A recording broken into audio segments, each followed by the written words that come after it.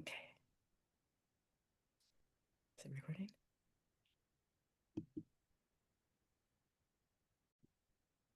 Welcome to the Secret Keepers Podcast. And today, my guest is Joseph McClendon, and I am going to have Joseph tell you a little bit about himself. Well, thank you so much, Corrine. And actually, it's Joseph McClendon III. And that is Yes. so we don't get that mixed up with any of the other hundreds of Joseph McClendons people might know. I Oh, always my joke around about that. Yeah, my son is Joseph the fourth now. Yes. And so, yeah, first off, thank you so much for having me on your show. And I'm a huge, huge fan of, getting secrets out to people, if you will, and kind of teaching people things that others might know. And so, yeah, my background is I was an Air Force brat. I was a military brat. Which means for anybody that's been in the service or has a military parent or parents, it means that in general, we had a more, let's say, disciplined or strict life than the average person. I always say that just because so many people that I meet. My father was extremely, extremely disciplined and a very, very ambitious man, and my mom as well. She was an opera singer. Classically trained opera singer, and which is really kind of two ends of the spectrum. She was an artist and he was not, and I was kind of right there in the middle. So I grew up knowing, because of my father's influence, that education was very important. But I also Mhm. grew up feeling that music and art and things like that were important. So I grew up in a world that, because we were in the Air Force, we moved around a lot and we were all over the place. So I've always been around all kinds of people, from all races, all religions. And I grew up in, part of my life, I grew up in Hawaii, which was kind of a melting pot of people. All that to say that when I got out of high school and set out on my own at 17 and a half, I had really big dreams of being an artist and doing those things. But they got shattered one night because three grown men tried to take my life because of the color of my skin. And it left me feeling hopeless, and it left me feeling even more out of touch and even more of an oddball than I had already felt. And I wound up being homeless. I wound up losing everything. And I mean, 17, you didn't have much anything anywhere. Anyway, but long story short, what changed my life was somebody gave me a book, somebody that I didn't even know. A kind person gave me a book, and the book was called Think and Grow Rich. And what he shared with me, he said, read the book and it'll help you. I read the book, and I know a lot of people have read the book, but I did what the book said. I was desperate and I did what the book said, and my life changed. And when I went back to the guy to thank him for what he did for me, I said, how do I repay you? And what he said to me was, Joseph, you repay me by doing the same thing that I've done for you for as many people as you can. And so that, as cliche as it sounds, that's my passion, that's my drive to do that. And that's why I went along the path of psychology. I'm a neuropsychologist by trade, by profession, I should say. And I help people get over fears and phobias and emotional challenges and things that hinder their life. And that is great. And I love doing that. And as I progressed through that in my life, I also started knowing that instead of just working one-on-one, I started working with larger crowds of people. And one of my business partners, dear friend, is Tony Robbins, and he and I have been working together for almost 4 decades now. And so by trade, I'm what's known as an ultimate performance specialist and a neuroencoding specialist. And that, big words, but all that means is I'm a coach. And I apply the neurosciences and the secrets of some of those things that most people would never know to the coaching model to assist people in helping them go further faster and help them mitigate the things that stop them and enhance the things that help them go forward. That's the Cliff Note version. I love that. It's actually, how I found you was coming together with the Brain Revolution, Yeah. and coming in as a founding member of the Neuroencoding Institute. And, initially, like I was like, oh, I just want to learn all this stuff and take it to the streets. And even though you're like physician heal thyself, right? And I hear it, but it wasn't necessarily applying it, right? It was like, oh no, I just want to teach everybody else. And then I came to a point where it was like, no, I need to embody this in order to really be an effective teacher of it. And that made all the difference in the world. And what I love about you is that you, um, your, your, your philosophy is to assassinate the complexity of things. Correct. So Yes. you took a book like Think and Grow Rich, and you have broken it down into a very simple version that you use and that we teach in the neurocoding, and how to magnetize things into our life and how to use the energy within us.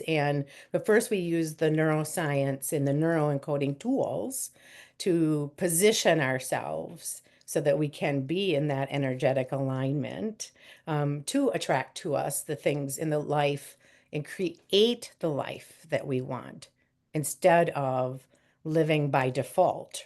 And that's been very impactful in my own life. And so when we talk about the secrets and the secret keepers, and your secret really is that you've cracked the code, if you will.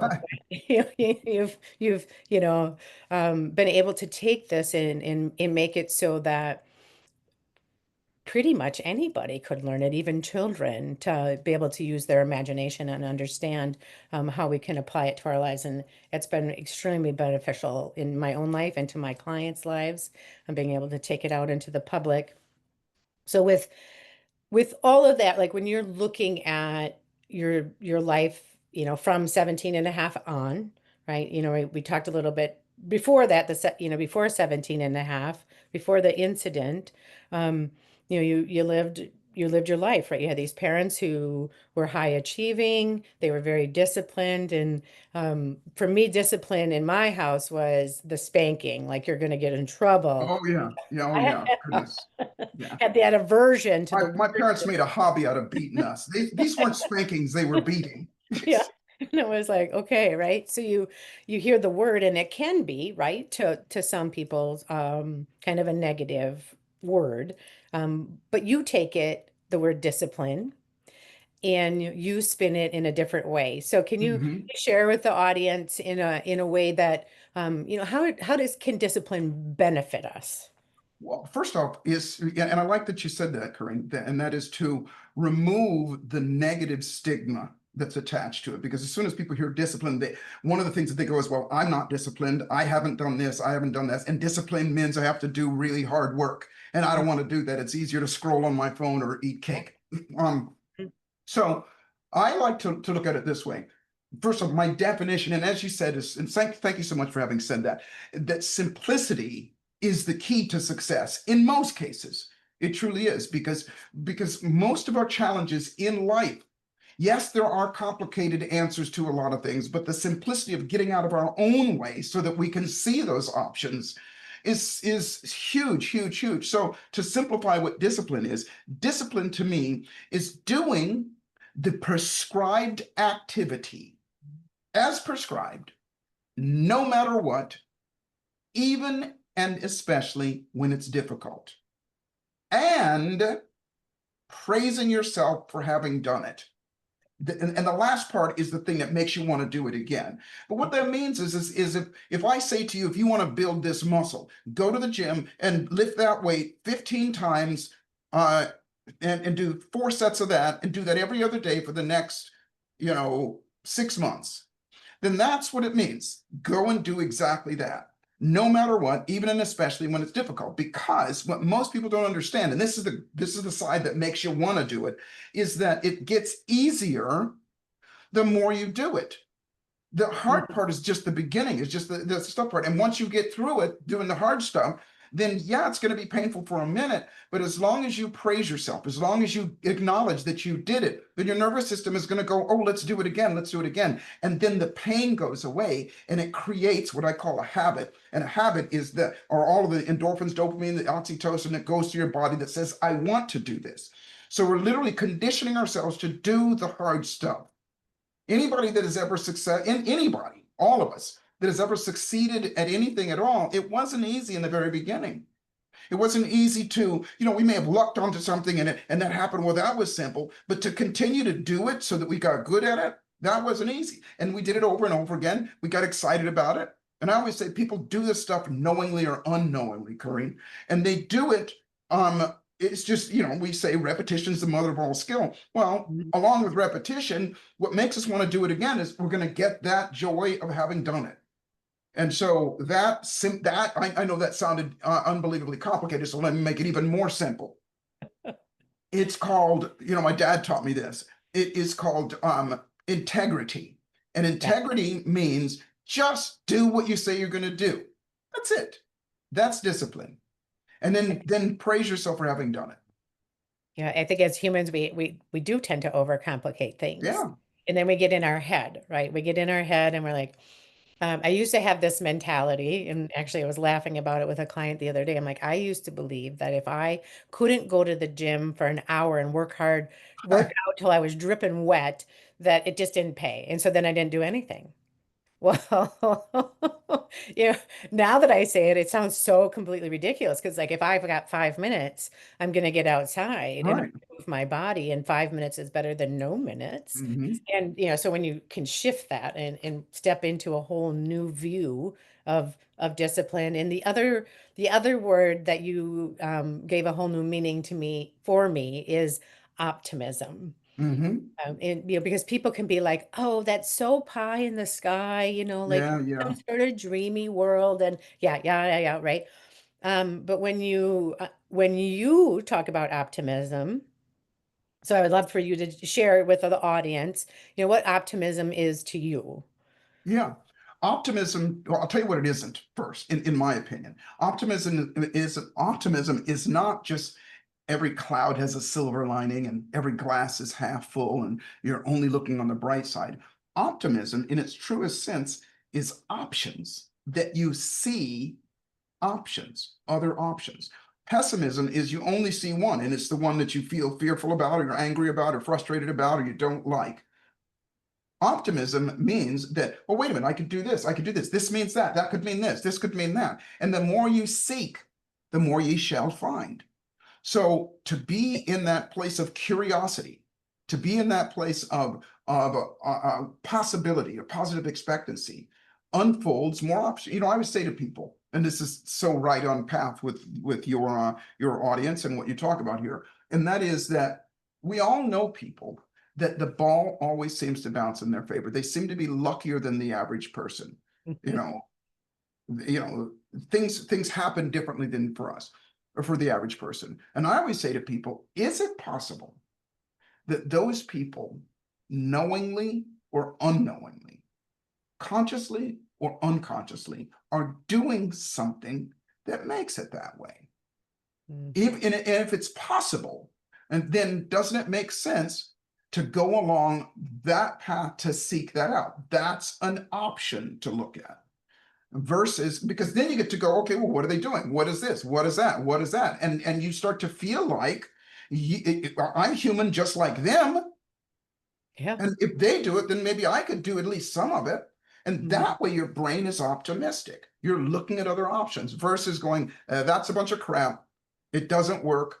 And it's pie in the sky, unicorns, crystals, and rainbows. I don't like that stuff. It shuts off. It shuts the gate. And energetically, as you know, it blocks that energy. It flips over the magnet and pushes what you want away. And we don't even recognize it, right? Where it's like, if that's my default. Hmm. And so what I learned from you is using a pattern interrupt and creating a new default Yes. within myself, right? Being intentional with, how is it that I want to show up, and creating a new system, if you Yeah. will. And again, you assassinated the complexity with that. It doesn't need to be this long, drawn out process. It literally can happen in a matter of seconds because you've programmed it into your body, and now it's this, this, and this. What I've recognized lately for me is I have named my little judgmental devil Mhm. that sits on my shoulder Judy. So I have Nancy that's negative, but Judy is the judgy one, right? And so Judy, I have noticed she's been showing up a lot lately. And so by naming her, it's been like, it just makes it kind of funny because now I Sure, sure. recognize it and I'm able to, flip the switch on that and say, Yeah. you don't know the whole story, right? I don't know the whole story about whatever is going on, but isn't it interesting that as I'm trying to move forward in my life, Judy's sitting on my shoulder with her little pitchfork poking me, going, "Oh, look at that, look at that, look at, don't you want to make a comment about that?" And it's like, No, I want to move forward in my life. And I want to position myself in an energetic way that I can be open and receptive to all the good that is coming my way. And it is, right, in that energetic perspective. So the neuroencoding has been a complete life changer for me. And I know for you, because it wasn't something obviously at 17 and a half that you had developed. This No, came no. over a course of time, right? This is a tried and proven process that you have created and have used first and foremost on yourself. Oh yeah, yeah. It was it.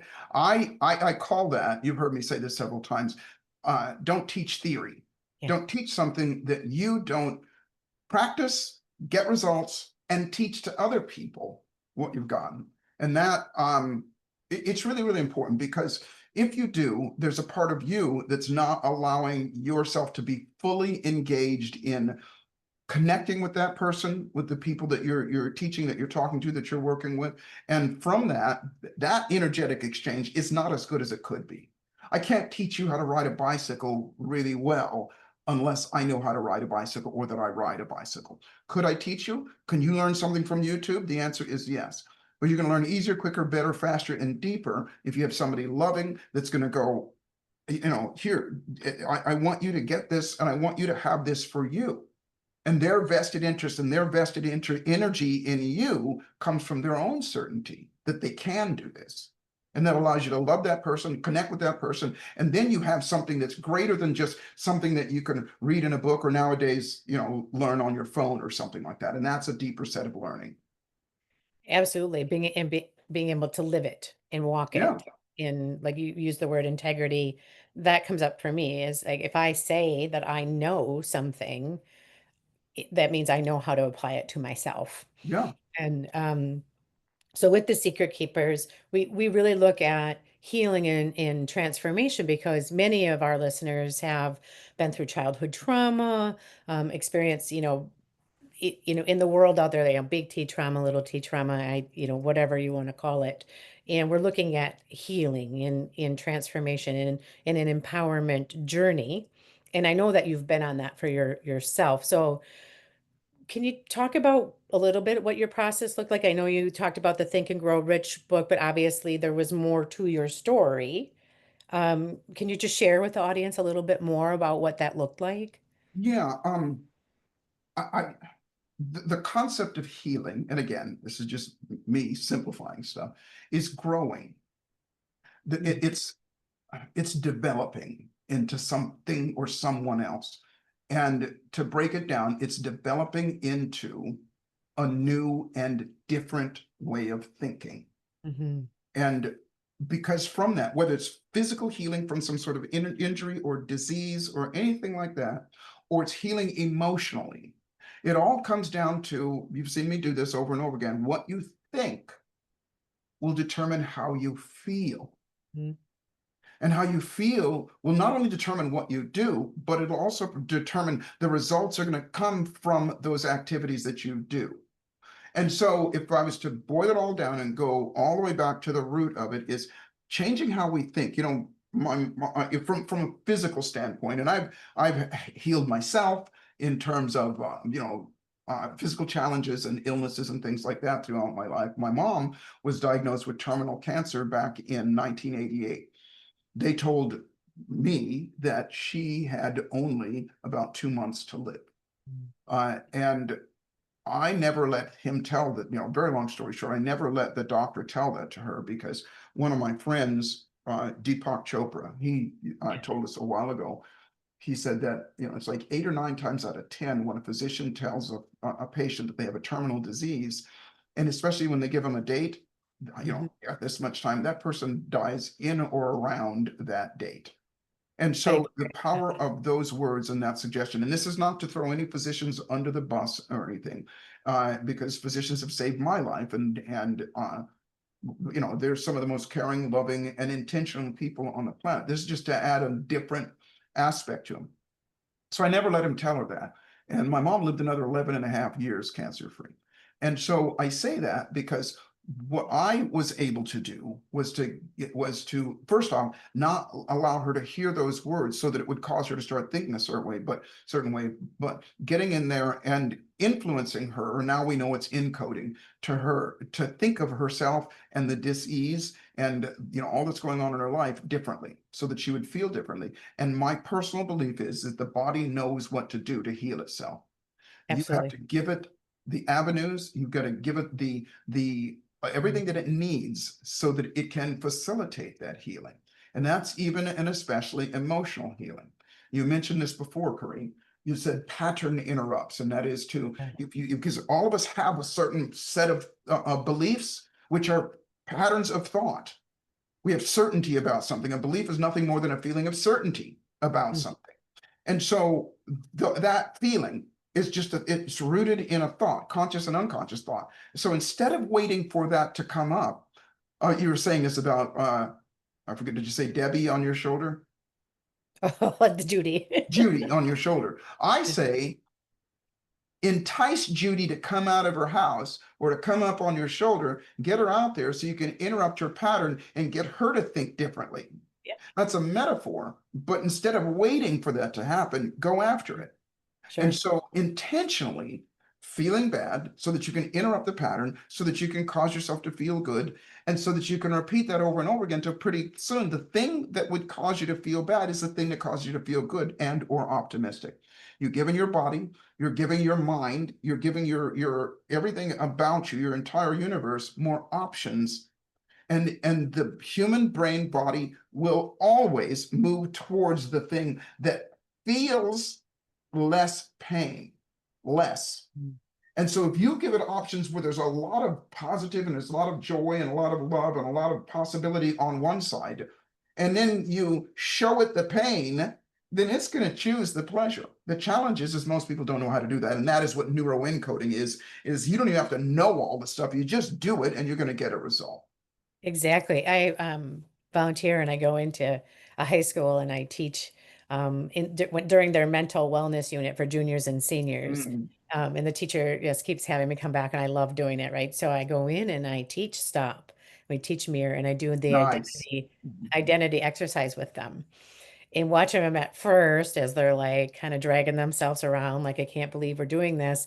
And then watching the shift in their Yeah, yeah, energy it's as they beautiful. begin to, yeah, it is. And I love it. And of course, love applying it to myself because again, I know physician heal thyself, the stuff works. It really does. And that's where, I want to bring it out more. And I know you want to bring it out more. And that's the purpose of the Neuroencoding Institute is to teach and train more coaches in your processes. Hmm. Um, so we invite anybody that is interested in what we're talking about to come join us, come join us at the Neuroencoding Institute and see what it's about. And if it's not something you want to teach yourself, but it's something you want to learn to Just for do. yourself. Yeah, Yeah, we call this full service. And what that first. means is all of us, people ask me all the time, Corrine, they go, I can't find my purpose. I don't know what my purpose is. Well, I got it. I understand that. And I know how a lot of people feel about that. And what we found is this, that nobody has just one purpose. We have many purposes. People are Hmm. what they're saying is I can't find that one thing that makes me get up early and stay up late and do all the extra stuff. Well, I say, okay, if you can't find that, then start somewhere. You eat an elephant one bite at a time. Yeah. And one of them for everybody, all of our purpose is to help our fellow man, woman, child. That's that we all feel good in doing that. And so at the very least, as you say, start with one's self. And then secondly, look at ways that you can help other people as well. And that sounds so cliche and so, I always say unicorns, crystals, and rainbows. It's just the truth. It's that simple. When you said this earlier, see, when we're worried and we're frustrated and we're angry and we're all those negative things, we're in our head. And what that means is we're always in our head, by the way. What that means is what is in our head makes us feel bad versus being optimistic and looking for other things in your head to think about that make you feel good.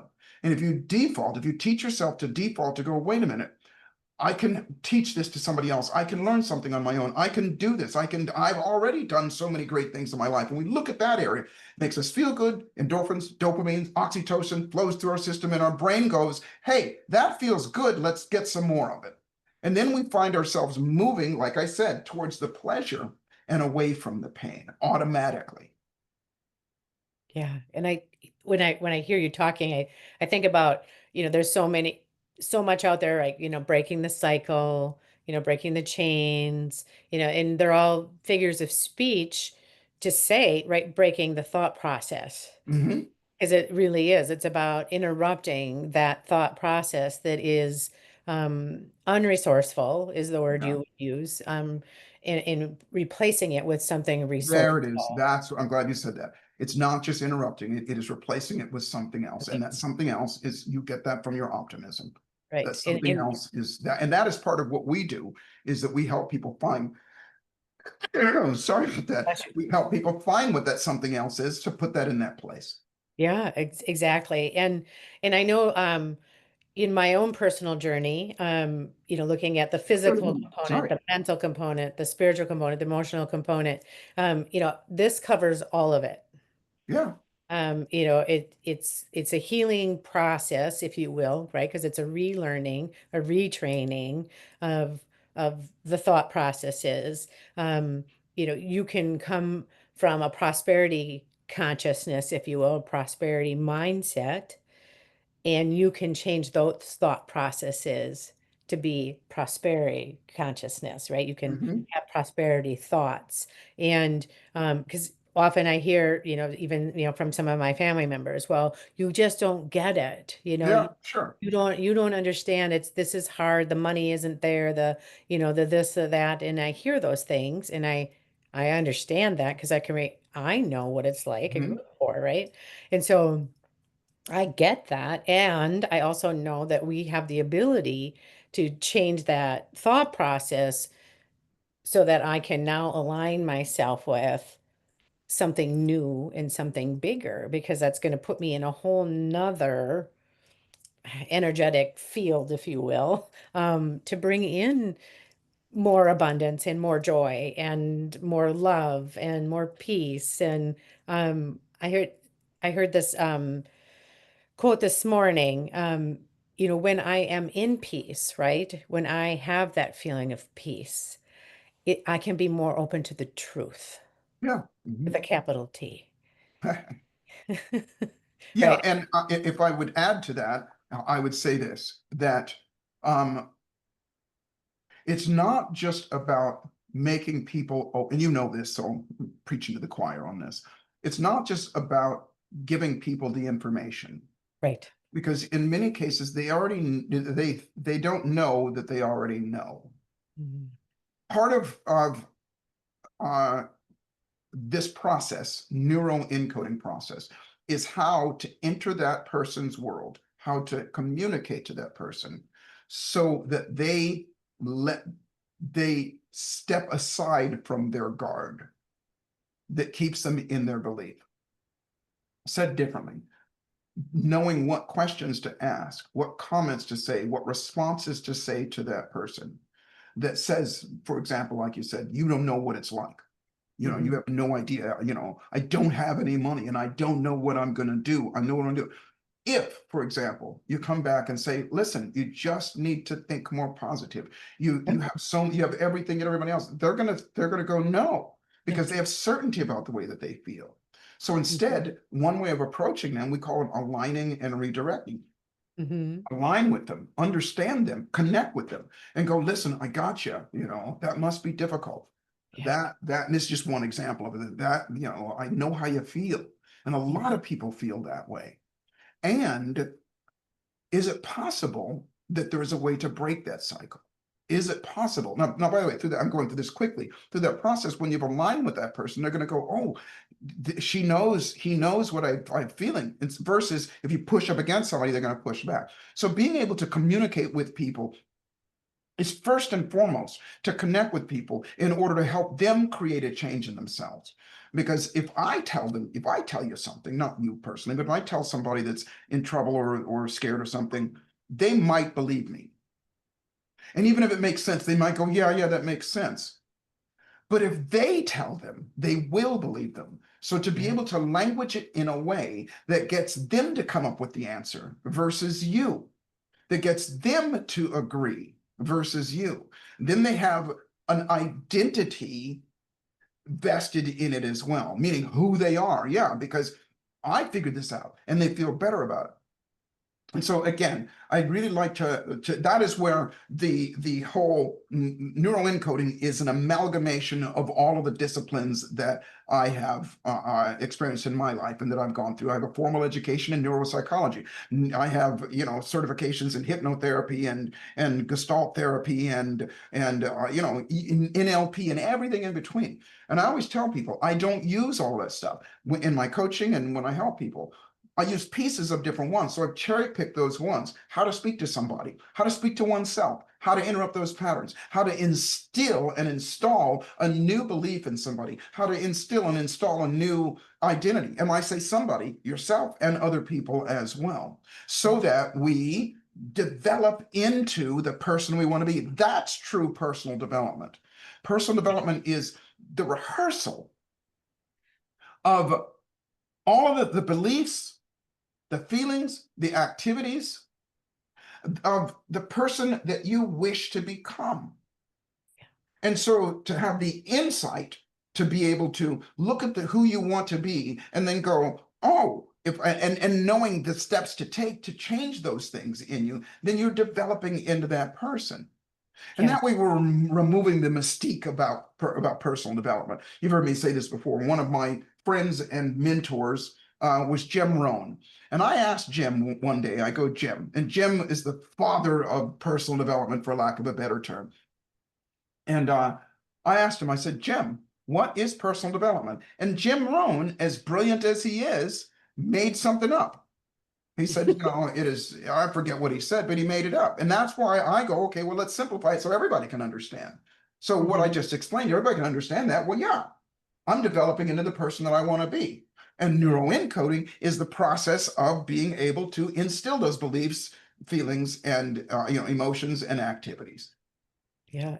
And I think we're traditionally taught, right? We have to do, right, and perform and, and then we get to be.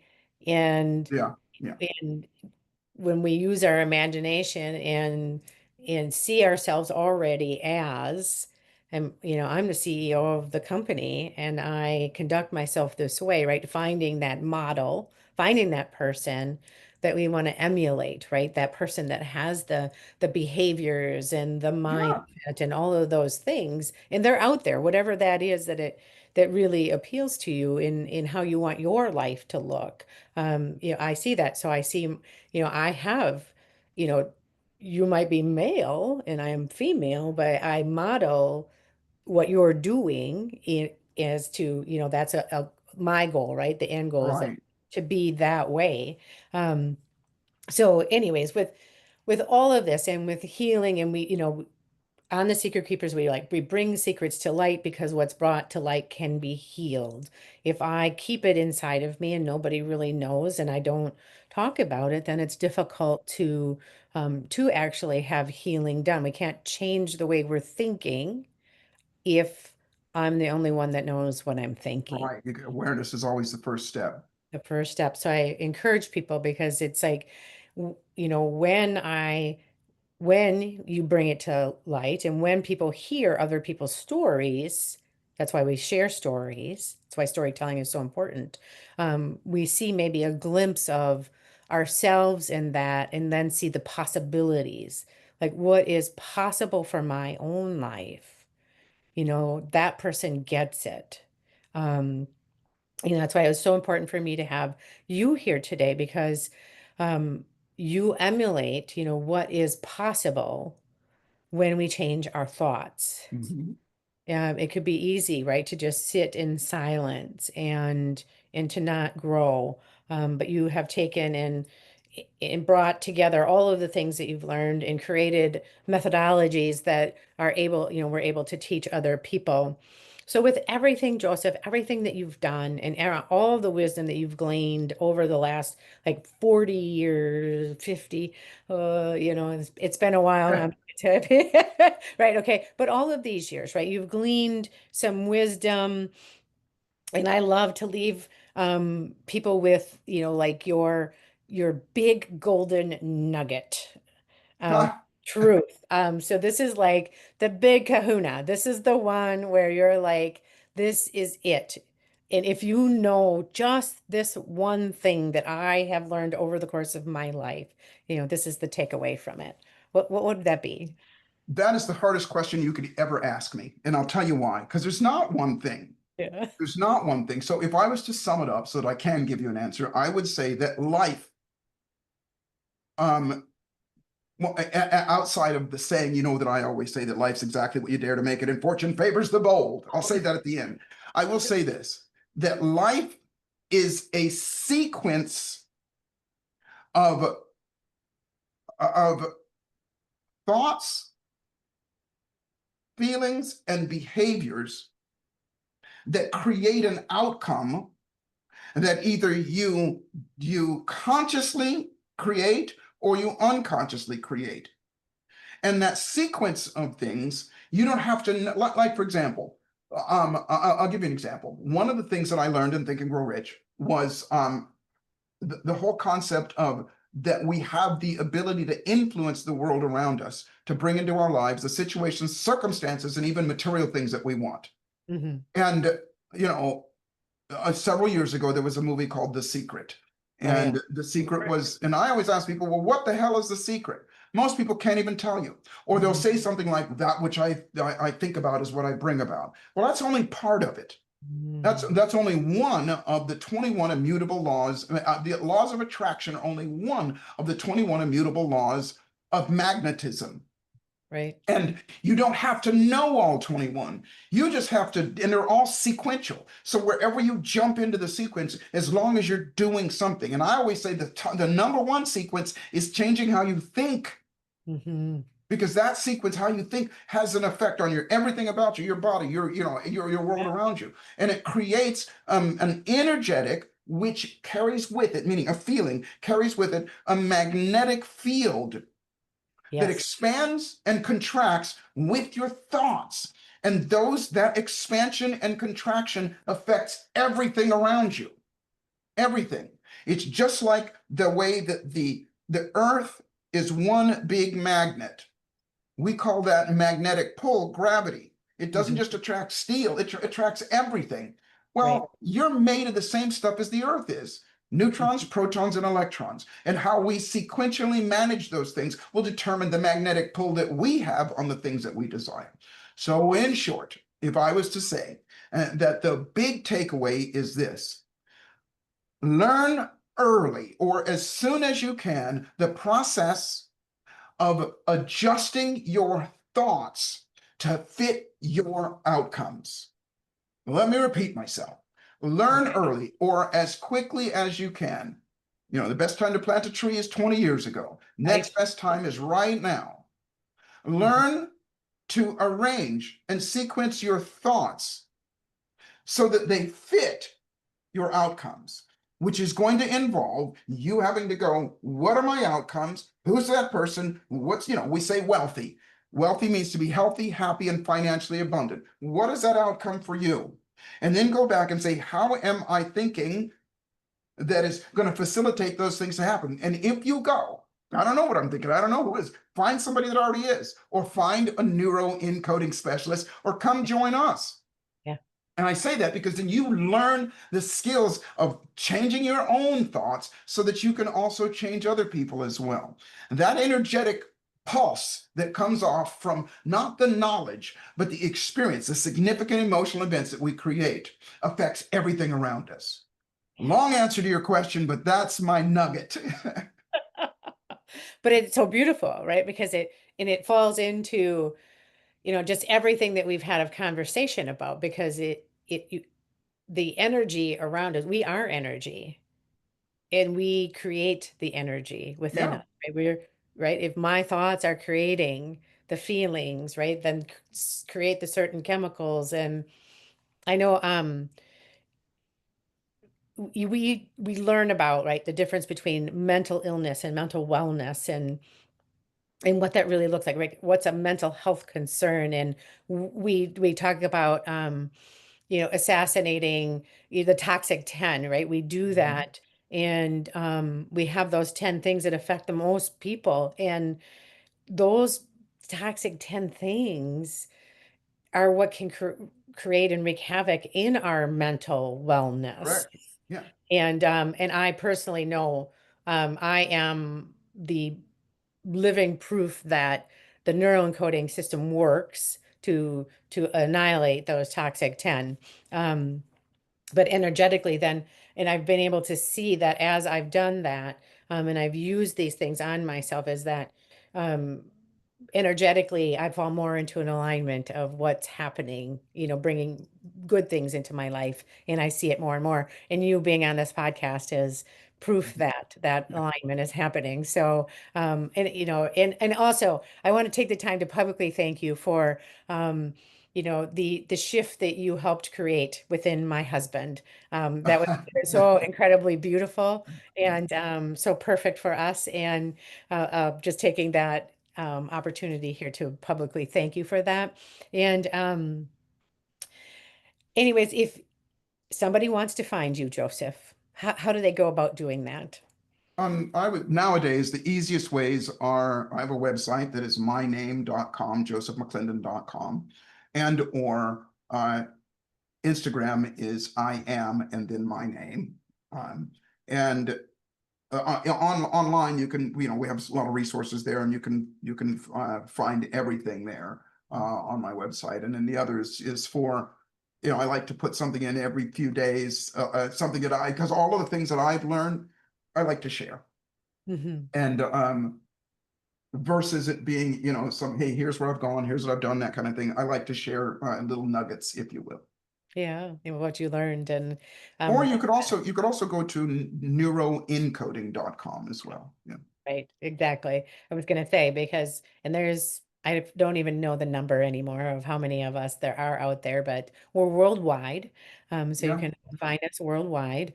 Um, and we love what we do, and we're very passionate. And, heaven forbid you get us into a conversation about it, because we're gonna we're gonna talk about how much we love it, and then you're gonna get your ear bent about it. But thank you so much for coming on here today, for sharing your wisdom with all of us, with the audience. And I do appreciate you. I appreciate the work that you have created, and how you have such a generous nature about you, and wanting to help shift the world and what it looks like. And I believe we're doing that, right? One human being at a time.